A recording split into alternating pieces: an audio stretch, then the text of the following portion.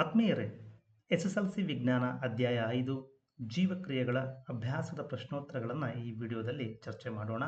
ಈ ವಿಡಿಯೋನ ಕೊನೆವರೆಗೂ ನೋಡಿ. ಇಷ್ಟವಾದರೆ ಲೈಕ್ ಮಾಡಿ, ವಿಡಿಯೋ ಬಗ್ಗೆ ಕಾಮೆಂಟ್ಸ್ ಮಾಡಿ, ನಿಮ್ಮ ಸ್ನೇಹಿತರಿಗೂ ಈ ವಿಡಿಯೋನ ಶೇರ್ ಮಾಡಿ ಅಂತ ಹೇಳುತ್ತಾ ವಿಡಿಯೋನ ಪ್ರಾರಂಭಿಸೋಣ. ಮೊದಲನೇ ಪ್ರಶ್ನೆ, ಮನುಷ್ಯರಲ್ಲಿ ಮೂತ್ರಪಿಂಡಗಳ ಪ್ರಮುಖ ಕಾರ್ಯ ಎ ಪೋಷಣೆ, ಬಿ ಉಸಿರಾಟ, ಸಿ ವಿಸರ್ಜನೆ, ಡಿ ಸಾಗಾಣಿಕೆ. ಮೂತ್ರಪಿಂಡಗಳು ರಕ್ತದಿಂದ ತ್ಯಾಜ್ಯ ವಸ್ತುಗಳ ವಿಸರ್ಜನೆ ಮಾಡುತ್ತವೆ. ಸರಿಯಾದ ಉತ್ತರ ವಿಸರ್ಜನೆ. 2. ಸಸ್ಯಗಳಲ್ಲಿ ಕ್ಸೈಲಮ್ನ ಹೊಣೆಗಾರಿಕೆ ಎ ನೀರಿನ ಸಾಗಾಣಿಕೆ, ಬಿ ಆಹಾರದ ಸಾಗಾಣಿಕೆ, ಸಿ ಅಮೈನೋ ಆಮ್ಲಗಳ ಸಾಗಾಣಿಕೆ, ಡಿ ಆಕ್ಸಿಜನ್ ಸಾಗಾಣಿಕೆ. ಝೈಲಮ್ ಅನ್ನ ನೀರ್ನಾಳ ಎಂತಲೂ ಕರೆಯುತ್ತಾರೆ. ಇದರ ಪ್ರಮುಖ ಹೊಣೆಗಾರಿಕೆ ನೀರಿನ ಸಾಗಾಣಿಕೆ. 3. ಸ್ವಪೋಷಕ ಪೋಷಣ ವಿಧಾನದ ಅವಶ್ಯಕತೆಗಳೆಂದರೆ ಎ ಕಾರ್ಬನ್ ಡೈಆಕ್ಸೈಡ್ ಮತ್ತು ನೀರು, ಬಿ ಕ್ಲೋರೋಫಿಲ್, ಸಿ ಸೌರ ಬೆಳಕು, ಡಿ ಮೇಲಿನ ಎಲ್ಲವೂ. ಸ್ವಪೋಷಕ ಪೋಷಣ ವಿಧಾನದ ಅವಶ್ಯಕತೆಗಳು ಕಾರ್ಬನ್ ಡೈಆಕ್ಸೈಡ್, ನೀರು, ಕ್ಲೋರೋಫಿಲ್, ಸೌರ ಬೆಳಕು. ಸರಿಯಾದ ಉತ್ತರ ಮೇಲಿನ ಎಲ್ಲವೂ. 4ನೇ ಪ್ರಶ್ನೆ, ಪೈರುವೇಟ್ನ ವಿಭಜನೆಯಿಂದ ಕಾರ್ಬನ್ ಡೈಆಕ್ಸೈಡ್, ನೀರು ಮತ್ತು ಶಕ್ತಿಯು ಬಿಡುಗಡೆಯಾಗುವ ಸ್ಥಳ ಎ ಕೋಶದ್ರವ್ಯ, B mitochondria, C chloroplast, D nucleus. Oxygen ಬಳಕೆಯಿಂದ ನಡೆಯುವ ಪೈರುವೇಟ್ ವಿಭಜನೆಯು ಮೈಟೊಕಾಂಡ್ರಿಯಾದಲ್ಲಿ ನಡೆಯುತ್ತದೆ. 5ನೇ ಪ್ರಶ್ನೆ, ನಮ್ಮ ದೇಹದಲ್ಲಿ ಕೊಬ್ಬು ಹೇಗೆ ಜೀರ್ಣಿಸಲ್ಪಡುತ್ತದೆ? ಈ ಪ್ರಕ್ರಿಯೆ ನಡೆಯುವ ಸ್ಥಳ ಯಾವುದು? ಸಣ್ಣ ಕರಳಿನಲ್ಲಿ ಕಂಡುಬರುವ ಕೊಬ್ಬುಗಳು ದೊಡ್ಡ ದೊಡ್ಡ ದುಂಡು ಕಣಗಳ ರೂಪದಲ್ಲಿರುತ್ತವೆ. ಪಿತ್ತರಸದ ಲವಣಗಳು ಅವುಗಳನ್ನು ಚಿಕ್ಕ ಚಿಕ್ಕ ದುಂಡು ಕಣಗಳನ್ನಾಗಿ ವಿಭಜಿಸುತ್ತವೆ. ಮೇದೋಜೀರಕ ರಸದಲ್ಲಿ ಇರುವ ಲೈಪೇಸ್ ಎಂಬ ಕಿಣ್ವವು ಎಮಲ್ಸೀಕರಣ ಕ್ರಿಯೆಯಿಂದ ಕೊಬ್ಬನ್ನು ಕೊಬ್ಬಿನ ಆಮ್ಲ ಮತ್ತು ಗ್ಲಿಸರಾಲ್ ಆಗಿ ಪರಿವರ್ತಿಸುತ್ತದೆ. ಈ ಪ್ರಕ್ರಿಯೆಯು ಜಠರ ಮತ್ತು ಸಣ್ಣ ಕರಳಿನಲ್ಲಿ ನಡೆಯುತ್ತದೆ. 6ನೇ ಪ್ರಶ್ನೆ, ಆಹಾರದ ಜೀರ್ಣಕ್ರಿಯೆಯಲ್ಲಿ ಲಾಲಾರಸದ ಪಾತ್ರವೇನು? ಲಾಲಾರಸವು ನಾಲಿಗೆ ಮತ್ತು ಹಲ್ಲಿನ ಸಹಾಯದಿಂದ ಆಹಾರವನ್ನು ಸಣ್ಣ ಸಣ್ಣ ಕಣಗಳಾಗಿ ಮಾಡಲು ಸಹಾಯ ಮಾಡುತ್ತದೆ.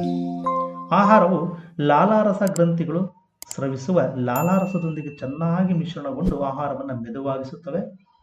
ಲಾಲಾರಸದಲ್ಲಿರುವ ಅಮಲೈಸ್ ಕಿಣ್ವವು ಪಿಷ್ಟವನ್ನು ಮಾಲ್ಟೋಸ್ ಆಗಿ ಪರಿವರ್ತಿಸುತ್ತದೆ. 7ನೇ ಪ್ರಶ್ನೆ, ಸ್ವಪೋಷಕ ಪೋಷಣೆಗೆ ಅಗತ್ಯವಾದ ಪರಿಸ್ಥಿತಿಗಳು ಯಾವುವು ಮತ್ತು ಅದರ ಉಪ ಉತ್ಪನ್ನಗಳು ಯಾವುವು?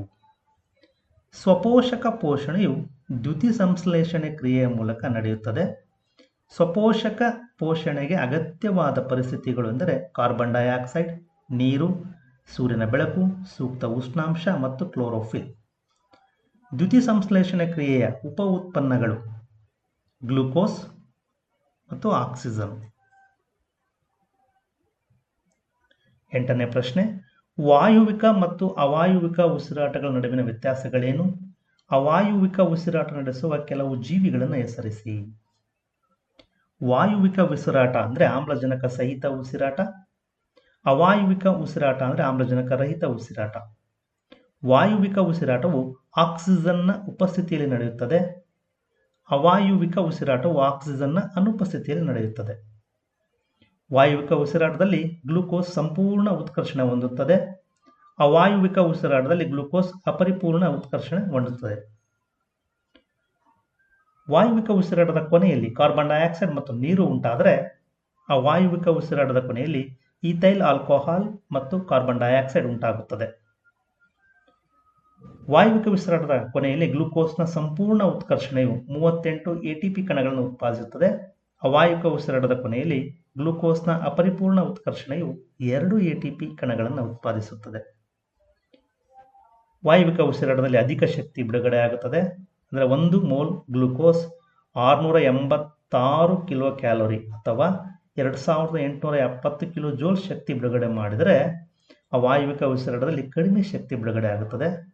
1 ಮೋಲ್ ಗ್ಲೂಕೋಸ್ 30 ರಿಂದ 50 ಕಿಲೋ ಕ್ಯಾಲೋರಿ ಅಥವಾ 150 ರಿಂದ 210 ಕಿಲೋ ಜೋಲ್ ಶಕ್ತಿಯನ್ನು ಬಿಡುಗಡೆ ಮಾಡುತ್ತದೆ. ಅವಾಯುವಿಕ ಉಸಿರಾಟ ನಡೆಸುವ ಕೆಲವು ಜೀವಿಗಳೆಂದರೆ ಈಸ್ಟ್, ಬ್ಯಾಕ್ಟೀರಿಯಾ, ಲಾಡಿ ಹುಳು, ಜಂತುಹುಳುಗಳು. ನೆಕ್ಸ್ಟ್, ಅನಿಲಗಳ ವಿನಿಮಯವನ್ನು ಗರಿಷ್ಠಗೊಳಿಸಲು ಗಾಳಿಗೂಡುಗಳು ಹೇಗೆ ವಿನ್ಯಾಸಗೊಳಿಸಲ್ಪಟ್ಟಿವೆ? ಗಾಳಿಗೂಡುಗಳು ಶ್ವಾಸಕೋಶಗಳಲ್ಲಿ ಕಂಡುಬರುವ ಸೂಕ್ಷ್ಮವಾದ ಚೀಲಗಳಾಗಿವೆ. ಪ್ರತಿಯೊಂದು ಶ್ವಾಸಕೋಶವು ಸುಮಾರು 300 ಮಿಲಿಯನ್ಗಳಷ್ಟು ಗಾಳಿಗೂಡುಗಳನ್ನು ಹೊಂದಿರುತ್ತದೆ. ಇವು ಅನಿಲಗಳ ವಿನಿಮಯಕ್ಕೆ ವಿಸ್ತಾರವಾದ ಮೇಲ್ಮೈಯನ್ನು ಒದಗಿಸುತ್ತವೆ. ಗಾಳಿಗೂಡುಗಳು ಸೂಕ್ಷ್ಮವಾದ ಮತ್ತು ತೆಳುವಾದ ಪೊರೆಗಳಿಂದಾಗಿದ್ದು ಅನಿಲಗಳ ವಿನಿಮಯಕ್ಕಾಗಿ ಲೋಮನಾಳಗಳ ಜಾಲದಿಂದ ಆವೃತವಾಗಿವೆ. 10ನೇ ಪ್ರಶ್ನೆ, ನಮ್ಮ ದೇಹದಲ್ಲಿ ಹಿಮೋಗ್ಲೋಬಿನ್ ಕೊರತೆಯಿಂದ ಉಂಟಾಗಬಹುದಾದ ಸಮಸ್ಯೆಗಳೇನು? ಹಿಮೋಗ್ಲೋಬಿನ್ನ ಕೊರತೆಯನ್ನು ಅನೀಮಿಯಾ ಅಥವಾ ರಕ್ತಹೀನತೆ ಎನ್ನುತ್ತಾರೆ. ಈ ಪರಿಸ್ಥಿತಿಯಲ್ಲಿ ರಕ್ತವು ದೇಹಕ್ಕೆ ಅಗತ್ಯವಿರುವಷ್ಟು ಪ್ರಮಾಣದಲ್ಲಿ ಆಕ್ಸಿಜನ್ ಅನ್ನು ಪೂರೈಸಲು ವಿಫಲವಾಗುತ್ತದೆ. ಇದರಿಂದ ದೇಹಕ್ಕೆ ಕಡಿಮೆ ಪ್ರಮಾಣದ ಶಕ್ತಿ ಲಭ್ಯವಾಗುತ್ತದೆ. ವ್ಯಕ್ತಿಯು ಆಯಾಸದಿಂದ ಬಳಲುತ್ತಾನೆ ಮತ್ತು ವೇಗದ ದೈಹಿಕ ಚಟುವಟಿಕೆಗಳನ್ನು ನಡೆಸಲು ವಿಫಲನಾಗುತ್ತಾನೆ. ರಕ್ತದ ಕೊರತೆಯಿಂದ ಅವನು ಬಿಳಿಚಿಕೊಳ್ಳುತ್ತಾನೆ. 11ನೇ ಪ್ರಶ್ನೆ, ಮನುಷ್ಯರಲ್ಲಿ ಇಮ್ಮಡಿ ಪರಿಚಲನೆಯನ್ನು ವಿವರಿಸಿ. ಇದು ಏಕೆ ಅಗತ್ಯವಾಗಿದೆ? ರಕ್ತವು ಒಂದು ಬಾರಿ ದೇಹದೊಳಗೆ ಸಂಪೂರ್ಣವಾಗಿ ಪರಿಚಲಿಸಲು 2 ಸಲ ಹೃದಯವನ್ನು ಹಾದು ಹೋಗುತ್ತದೆ. ಇದನ್ನು ಇಮ್ಮಡಿ ಪರಿಚಲನೆ ಎನ್ನುವರು. ಇಮ್ಮಡಿ ಪರಿಚಲನೆಗಳೆಂದರೆ ಪುಪ್ಪುಸಕ ಪರಿಚಲನೆ ಮತ್ತು ದೈಹಿಕ ಪರಿಚಲನೆ. ಪುಪ್ಪುಸಕ ಪರಿಚಲನೆ ಇದು ಹೃದಯದಿಂದ ಶ್ವಾಸಕೋಶಗಳಿಗೆ ರಕ್ತವು ಹರಿದು ಪುನಃ ಹೃದಯಕ್ಕೆ ಹಿಂದಿರುಗುವ ಪ್ರಕ್ರಿಯೆ. ದೇಹದಿಂದ ಆಕ್ಸಿಜನ್ ರಹಿತ ರಕ್ತವು ಬಲಹೃತ್ಕರಣವನ್ನು ಪ್ರವೇಶಿಸುತ್ತದೆ. ಅಲ್ಲಿಂದ ಅದು ಬಲಹೃತ್ಕುಕ್ಷಿಗೆ ಹರಿಯುತ್ತದೆ. 2 ಪ್ರತ್ಯೇಕ ಪುಪ್ಪುಸಕ ಅಪಧಮನಿಗಳು ಈ ರಕ್ತವನ್ನು ಶ್ವಾಸಕೋಶಕ್ಕೆ ಸಾಗಿಸುತ್ತವೆ. ಅಲ್ಲಿ ಈ ರಕ್ತವು ಆಕ್ಸಿಜನ್ ಪೂರಿತಗೊಂಡು ಪುಪ್ಪುಸಕ ಅಭಿಧಮನಿಗಳ ಮೂಲಕ ಎಡಹೃತ್ಕರಣಕ್ಕೆ ಬರುತ್ತವೆ. ದೈಹಿಕ ಪರಿಚಲನೆ ಹೃದಯದಿಂದ ರಕ್ತವು ದೇಹದ ಭಾಗಗಳಿಗೆ ಹರಿದು ಹೃದಯಕ್ಕೆ ಹಿಂದಿರುಗುವ ಪ್ರಕ್ರಿಯೆಗೆ ದೈಹಿಕ ಪರಿಚಲನೆ ಎನ್ನುವರು. ಆಕ್ಸಿಜನ್ ಪೂರಿತ ರಕ್ತವು ಶ್ವಾಸಕೋಶದಿಂದ ಎಡಹೃತ್ಕರಣವನ್ನು ಪ್ರವೇಶಿಸಿ ದ್ವಿದಳ ಕವಾಟದ ಮೂಲಕ ಎಡಹೃತ್ಕುಕ್ಷಿಯನ್ನು ತಲುಪುತ್ತದೆ. ಎಡಹೃತ್ಕುಕ್ಷಿ ಸಂಕುಚಿಸಿದಾಗ ರಕ್ತವು ಮಹಾಪಧಮನಿಯ ಮೂಲಕ ಶ್ವಾಸಕೋಶವನ್ನು ಹೊರತುಪಡಿಸಿ ದೇಹದ ಇತರೆ ಭಾಗಗಳಿಗೆ ಪೂರೈಕೆಯಾಗುತ್ತದೆ.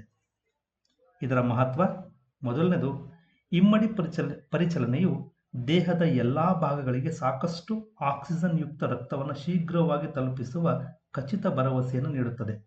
ಇದರಿಂದಾಗಿ ಜೀವಿಗಳು ತಮ್ಮ ಅಧಿಕ ಶಕ್ತಿ ಅಗತ್ಯವನ್ನು ಪೂರೈಸಿಕೊಳ್ಳಬಹುದು. ಎರಡನೇದು, ಸ್ತನಿಗಳಲ್ಲಿ ಮತ್ತು ಪಕ್ಷಿಗಳಲ್ಲಿ ಇಮ್ಮಡಿ ಪರಿಚಲನೆಯು ದೇಹದ ಉಷ್ಣತೆಯನ್ನು ನಿಯಂತ್ರಿಸಲು ಸಹಕಾರಿಯಾಗಿದೆ.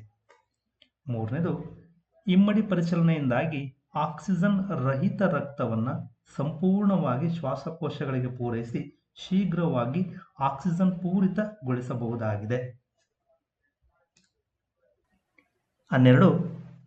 ಝೈಲಮ್ ಮತ್ತು ಫ್ಲೋಯಂಗಳಲ್ಲಿನ ವಸ್ತುಗಳ ಸಾಗಾಣಿಕೆಯ ನಡುವಿನ ವ್ಯತ್ಯಾಸಗಳು ಯಾವುವು? ಝೈಲಮ್ನಲ್ಲಿ ವಸ್ತುಗಳ ಸಾಗಾಣಿಕೆ, ಫ್ಲೋಯಂನಲ್ಲಿ ವಸ್ತುಗಳ ಸಾಗಾಣಿಕೆ. ಝೈಲಮ್ ಅಂಗಾಂಶವು ಸಸ್ಯಗಳಲ್ಲಿ ನೀರು ಮತ್ತು ಲವಣಗಳನ್ನು ಸಾಗಿಸುವ ಅಂಗಾಂಶವಾಗಿದೆ. ಫ್ಲೋಯಂ ಸಸ್ಯಗಳಲ್ಲಿ ಆಹಾರ ಸಾಗಿಸುವ ಅಂಗಾಂಶ. ಝೈಲಮ್ ಬೇರಿನಿಂದ ಹೀರಲ್ಪಟ್ಟ ನೀರು ಮತ್ತು ಲವಣಗಳನ್ನು ಸಸ್ಯದ ಭಾಗಗಳಿಗೆ ಮೇಲ್ಮುಖವಾಗಿ ಸಾಗಿಸಿದರೆ, ಫ್ಲೋಯಂ ಎಲೆಗಳಲ್ಲಿ ತಯಾರಾದ ಆಹಾರವನ್ನು ಸಸ್ಯದ ಎಲ್ಲ ಭಾಗಗಳಿಗೆ ಎಲ್ಲ ದಿಕ್ಕುಗಳಲ್ಲೂ ಸಾಗಿಸುತ್ತದೆ. ಝೈಲಮ್ ಸಾಗಾಣಿಕೆಯು ಸರಳ ಭೌತಿಕ ಪ್ರಕ್ರಿಯೆಯಾದ ಬಾಷ್ಪೀಕರಣದ ಸೆಳೆತದ ಸಹಾಯದಿಂದ ಜರುಗುತ್ತದೆ. ಫ್ಲೋಯಂ ಸಾಗಾಣಿಕೆಯು ಎಟಿಪಿ ರೂಪದ ಶಕ್ತಿಯನ್ನು ಬಳಸಿ ವಸ್ತು ಸ್ಥಾನಾಂತರಣ ಕ್ರಿಯೆಯಿಂದ ಜರುಗುತ್ತದೆ. ಝೈಲಮ್ನಲ್ಲಿ ವಸ್ತುಗಳ ಸಾಗಣೆಯು ನಿರ್ಜೀವ ಘಟಕಗಳಾದ ಝೈಲಮ್ ನಾಳ ಮತ್ತು ಟ್ರೆಕಿಡ್ಗಳ ಮೂಲಕ ನಡೆಯುತ್ತದೆ.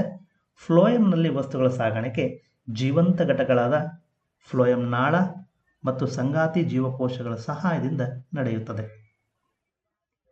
13ನೇ ಪ್ರಶ್ನೆ, ರಚನೆ ಮತ್ತು ಕಾರ್ಯನಿರ್ವಹಣೆಯ ಆಧಾರದ ಮೇಲೆ ಶ್ವಾಸಕೋಶಗಳಲ್ಲಿರುವ ಗಾಳಿಗೂಡುಗಳನ್ನು ಮತ್ತು ಮೂತ್ರಪಿಂಡಗಳಲ್ಲಿರುವ ನೆಫ್ರಾನ್ಗಳನ್ನು ಹೋಲಿಕೆ ಮಾಡಿ. ಗಾಳಿಗೂಡುಗಳು ದುಂಡನೆಯ ಅಥವಾ ಬಹುಮುಖಿ ಘನಾಕೃತಿಯಂತಹ ಸೂಕ್ಷ್ಮ ಚೀಲಗಳಂಥ ರಚನೆ ಹೊಂದಿವೆ.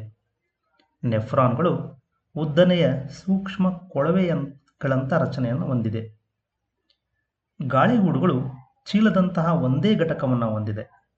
ನೆಫ್ರಾನ್ಗಳು 2 ಘಟಕಗಳನ್ನು ಹೊಂದಿವೆ. ಒಂದು ಮಾಲ್ಪಿಗಿಯನ್ ಕೋಶ, ಎರಡನೇದು ರೀನಲ್ ನಳಿಕೆ. ಗಾಳಿಗೂಡುಗಳು ಉಸಿರಾಟದ ಅನಿಲಗಳೊಂದಿಗೆ ವ್ಯವಹರಿಸುತ್ತವೆ. ನೆಫ್ರಾನ್ಗಳು ದೇಹದ ದ್ರವಗಳೊಂದಿಗೆ ವ್ಯವಹರಿಸುತ್ತವೆ.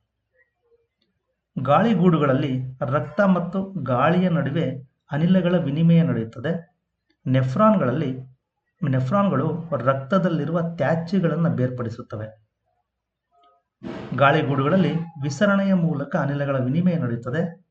ನೆಫ್ರಾನ್ಗಳಲ್ಲಿ ಸೂಕ್ಷ್ಮ ಸೋಸುವಿಕೆ, ಮರುಹೀರಿಕೆ, ನಳಿನಾಸ್ರವಿಕೆ ಮತ್ತು ಅಭಿಸರಣಿಗಳ ಮೂಲಕ ಮೂತ್ರದ ಉತ್ಪಾದನೆ ನಡೆಯುತ್ತದೆ. ಆತ್ಮೀಯರೇ, ಇದುವರೆಗೂ ಈ ವಿಡಿಯೋ ನೋಡೋದಕ್ಕಾಗಿ ಧನ್ಯವಾದಗಳು. ನಮ್ಮ ಈ ಪ್ರಯತ್ನ ನಿಮಗೆ ಇಷ್ಟವಾದರೆ ವಿಡಿಯೋನ ಲೈಕ್ ಮಾಡಿ, ವಿಡಿಯೋ ಬಗ್ಗೆ ಕಾಮೆಂಟ್ಸ್ ಮಾಡಿ, ನಿಮ್ಮ ಸ್ನೇಹಿತರಿಗೂ ವಿಡಿಯೋನ ಶೇರ್ ಮಾಡಿ ಅಂತ ಹೇಳ್ತಾ ಮತ್ತೊಮ್ಮೆ ಧನ್ಯವಾದಗಳು.